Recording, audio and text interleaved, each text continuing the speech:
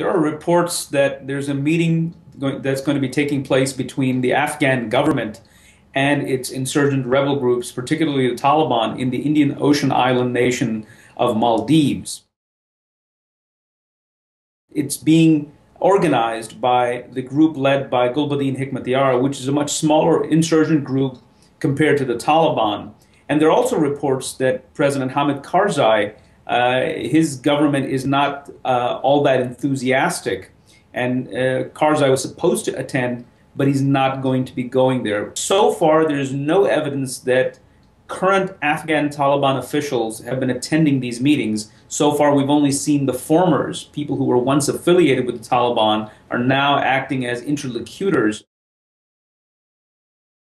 It's always useful to have these channels open and discussions continuing for both sides, because at some point they will come seriously to the negotiating table, and you don't want to be able to start from scratch. You want to be able to telegraph your demands. The Taliban want to be accepted as a legitimate political movement, and a legitimate Afghan national political movement.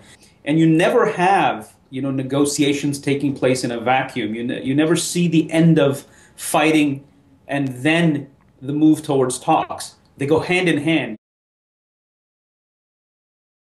The West at this point in time is not interested in directly getting involved in such talks. And I mean, it's been made clear by several senior U.S. officials that now is not the time for negotiations. We want to focus on the battlefield and try and undermine the Taliban momentum.